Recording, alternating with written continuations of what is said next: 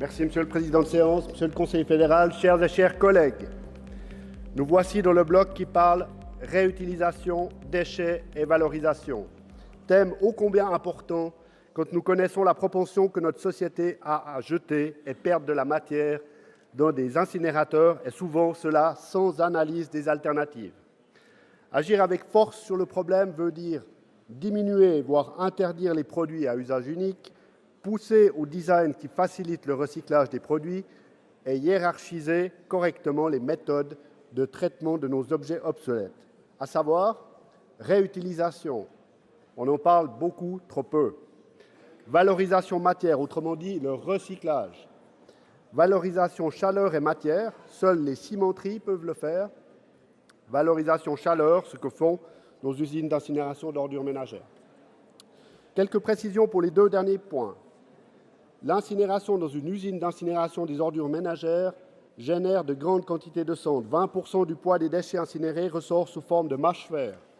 Il est de plus en plus difficile de trouver des dépôts finaux pour ces mâches-fer. Le Conseil fédéral ne semble pas vraiment préoccupé d'avoir des réserves seulement pour 15 ans dans les décharges de mâche-fer.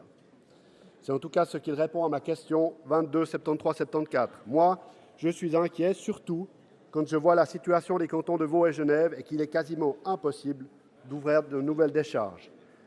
Les cimenteries résolvent ce problème. En effet, lorsque des déchets sont incinérés dans des fours à plus de 1400 degrés, non seulement ils remplacent du combustible fossile, mais en plus, ils remplacent aussi des matières premières. Les cendres issues de cette incinération restent dans le ciment. Il n'y a dès lors pas besoin de dépôt final.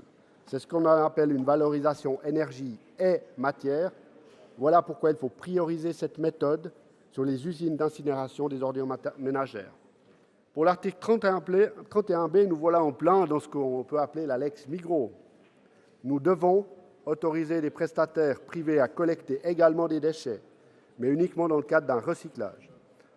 Le monopole de fait que nous avons empêche les acteurs privés de proposer des solutions de recyclage et limite l'innovation et le développement de systèmes performants.